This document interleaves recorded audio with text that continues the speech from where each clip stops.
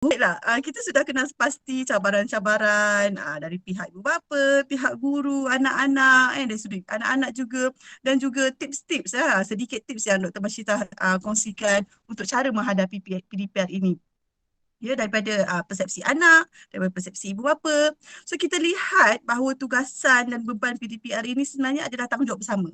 Ya, tanggungjawab bersama baik dari segi ibu bapa, baik dari segi guru-guru dan juga anak-anak. Dia kerjasama ya, tanggungjawab bersama dalam tugasan PDPR ini. So kita sama-sama bekerjasama untuk memastikan agar semua pihak ini tidak ketinggalan ya, dan sama-sama dapat manfaat dari pembelajaran secara atas tadar ini. Oleh itu saya minta sedikit Dr. Mashita untuk kongsikan sedikit banyak bagaimana kerjasama yang saya maksudkan tadi, kerjasama daripada pihak ibu bapa, kerjasama daripada pihak guru dalam dapat membantu dalam membantu dalam kelancaran proses PDPR ini. Dipersilakan Dr. Mashita. Terima kasih Dr. Dayah. Ini macam satu turning point yang paling penting lah. PDPR ni macam triangle 3 segi. Ibu bapa, cikgu dan juga anak-anak. Kalau hilanglah satu pihak ni, dia tak berjaya lah PDPR ni. Okay. So dia tidak ada beban antara ketiga-tiga pihak. Yang kita letak ni berat, yang ni lebih sikit. Okay. Sebab kalau tak ada tiga-tiga ni lah, dia tak dapat dilaksanakan dengan baik. Okey, saya akan kongsikan slide juga. Okey.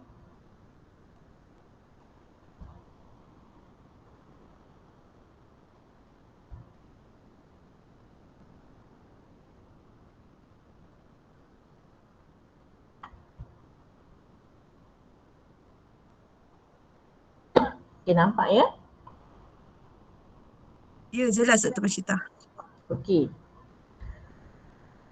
Perkara yang penting bila nak lihat kerjasama ni, apa yang tuan-tuan dan perempuan yang dah buat dah sekarang, iaitu berkomunikasi dengan guru. Cumanya kita kena memahami peranan. Ibu bapa memahami peranan cikgu. Cikgu juga memahami kesukaran ibu bapa dan anak-anak terutamanya. Okay, jadinya kat sini saya pecah kepada 3. Okay, pencapaian anak, kesukaran yang dihadapi dan menyokong usaha guru. Sejauh mana kita laksanakan aktiviti pembelajaran tu, kita kena lihat hasilnya. Kita tidak boleh nafikan. Hasilnya apa? Melalui bila anak menjawab soalan tu betul, salah, berapa markah didapat, itu adalah outputnya. Okey. Ada satu ketika mungkin anak ni dia jawab soalan markah penuh 10. Tapi dapat 5. 5/10. Adakah anak kita tu tak pandai? Sebab dia dapat 5 pada ketika itu? Okey. Saya cerita tentang pentaksiran lah sebab saya dalam bidang pentaksiran. Kita boleh lihat pencapaian anak ni dia ada satu one off. Dan ada satu waktu tu secara berterusan. Bila cikgu-cikgu ni beri soalan, mesti lepas belajar satu topik ni ada aktiviti main game, jawab soalan online, menggunakan game, banyak cikgu buat. Anak pun jawab. Dia dapat markah yang rendah. Bila dapat markah yang rendah, kita sebenarnya melihat anak kita pada ketika itu punya kefahaman dalam masa yang singkat, iaitu 1 jam. Adakah 1 jam ini mencukupi? Ni persoalan-persoalan yang tuan-tuan dan perempuan boleh fikirkan. Cikgu ajar waktu ni, anak saya dapat 5 je, 5/10. Anak saya tak faham lah apa cikgunya ajar. Itu persepsi ibu bapa. Okey? Tahu tak apa yang berlaku kepada anak pula? Ada anak dapat 5/10 stres sebab kawan dia dapat 9/10. Ini anak punya view anak punya pandangan.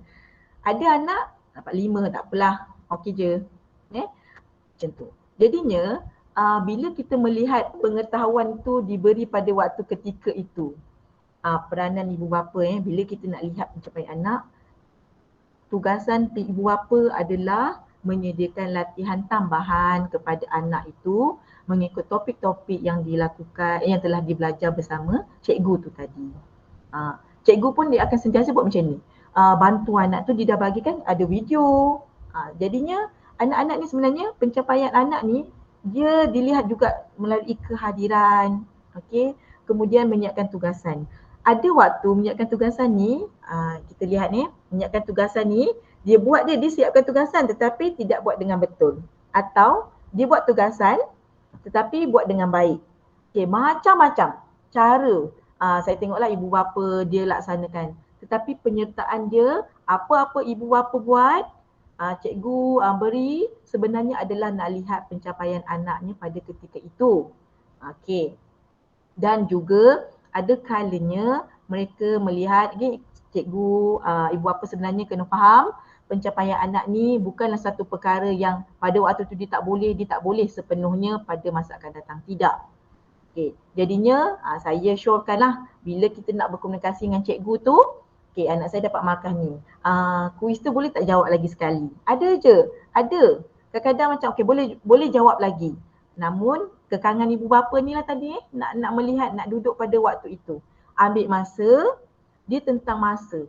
Ambil masa untuk memahami. Jangan cepat melatah bila pada waktu ketika anak-anak ni tidak boleh jawab. Okey, sebab pencapaian anak ni sangat penting dalam satu-satu mata pelajaran. Okey cikgu, okey ibu bapa semua, kalau anda kata benda-benda ni berlaku, jangan cepat merasakan kita ni perlu buat satu keputusan yang penting kepada anak tanpa berbincang dengan anak. Kita tanyalah, kadang-kadang kita tak sempat tanya pun, dia dah cakap dah. Saya tak minat lah dapat markah rendah, tak nak belajar lah. Kat situlah peranan ibu bapa untuk betulkan balik anak-anak tu punya persepsi. Dia dalam keadaan dia meminta bantuan. Dia tak dapat jawab. Sebab pencapaian anak ni sebenarnya penting. Penting untuk melihat kefahaman dia pada waktu itu dan juga pada masa akan datang. Jadinya latihan berkala boleh dibuat dengan mungkin tanya kepada cikgu, ada tak latihan tambahan, atau kita sebagai ibu bapa beli buku tambahan untuk anak-anak. Itu cara bila waktu nak buat ni, kita letaklah hujung minggu untuk lihat secara keseluruhan. Okey, seterusnya di peringkat ibu bapa kena memaklumkan kesukaran yang dihadapi kepada pihak guru. Okey, ada kalanya penghantaran pada hujung minggu. Okey, kemudian ada anak ni dia hanya buat tugasan tu subjek tertentu je. Ada subjek yang dia tak nak buat atau mungkin susah. Okey, mungkin dia tidak minat. Tapi anak-anak ni masih mendengar nasihat dan arahan kita sebagai ibu bapa. Bagi tahu. Kadang-kadang kita geram kan, cakap itu pun tak nak buat, tu penat dah hantar sekolah dah ni. Itu pun tak nak belajar. Kita cakap kan, tapi kita cakap balik, belajarlah, buatlah, nak beli apa nanti ibu dan ayah usahakan. Okey, namun ada waktu anak-anak ni dia, itulah hakikatnya, realitinya. Kita pun tidak sempat sebab ibu bapa ni memerlukan masa yang lebih. Saya faham situasi memerlukan masa yang lebih. Kadang-kadang parent akan tanya ada tak video supaya pada waktu tertentu bila lapang sikit boleh tengok video apa-apalah sebagai rujukan untuk bantu anak.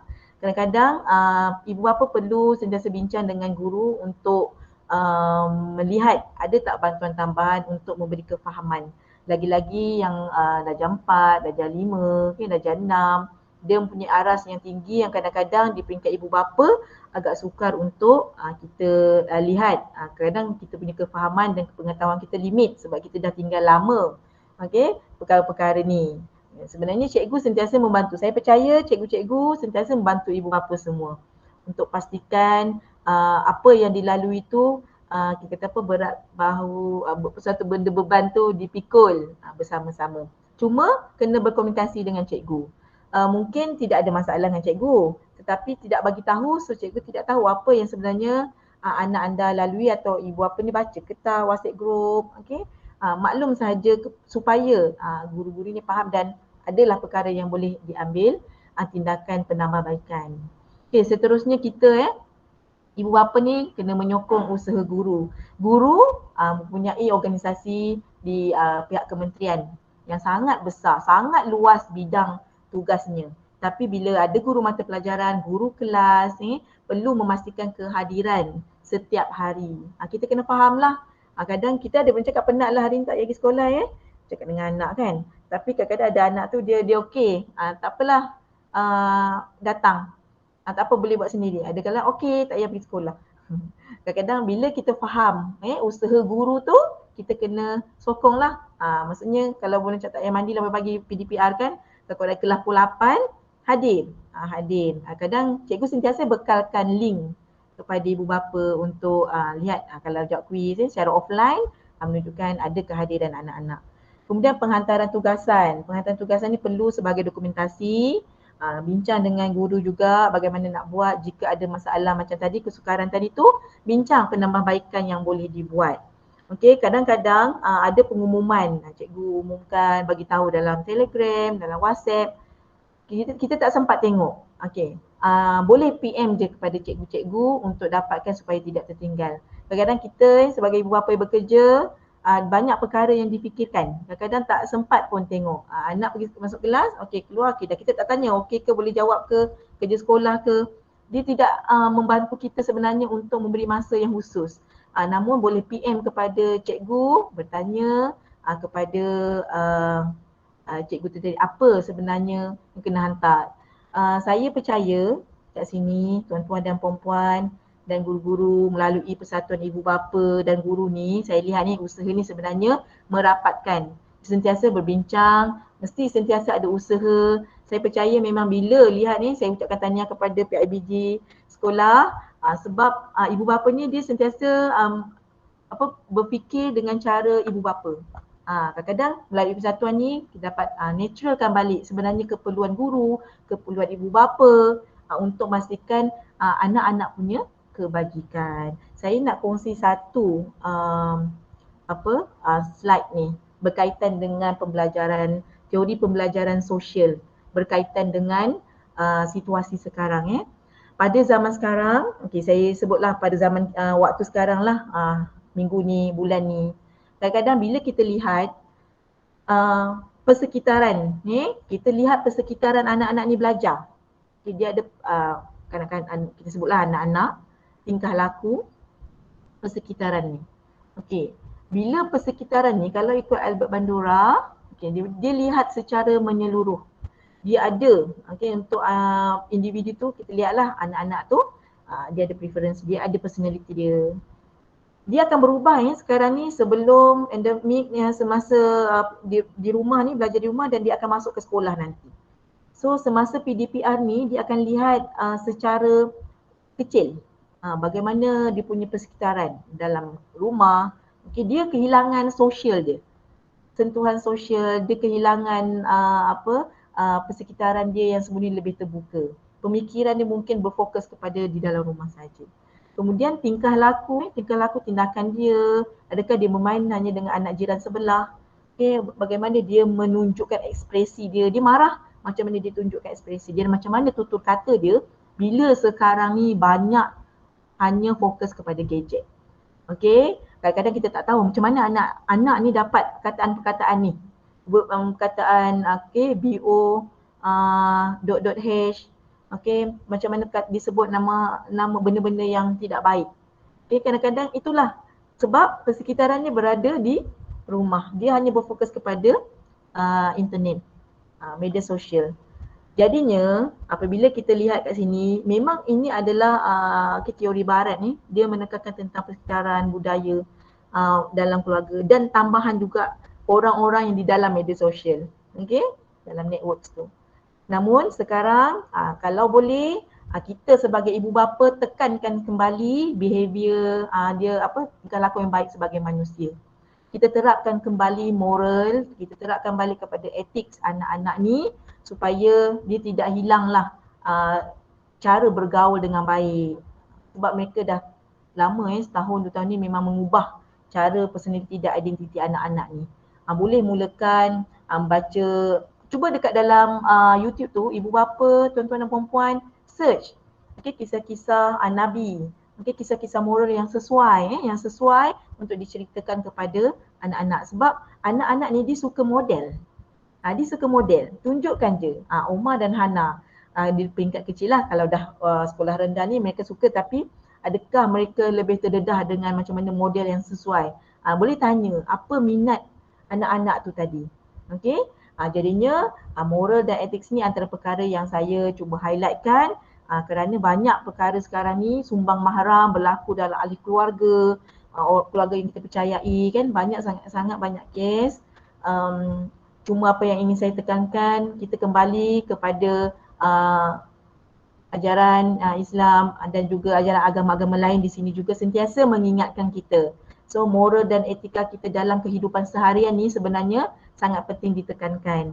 Okay, walaupun kita menghadapi cabaran ni dalam PDPR tadi, so komunikasi ibu bapa dengan guru, boleh bertanya macam mana kita nak, ibu bapa sebenarnya boleh bertanya pendapat kepada cikgu. Anak-anak ni dah tak nak dah nak dengar dah, maksudnya sembahyang pun lambat.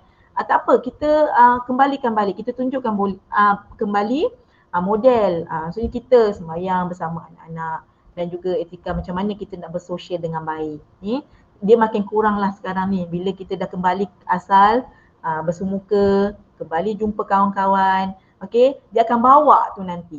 Dia akan cakap sebab dia dah terdedah dengan gadget lama.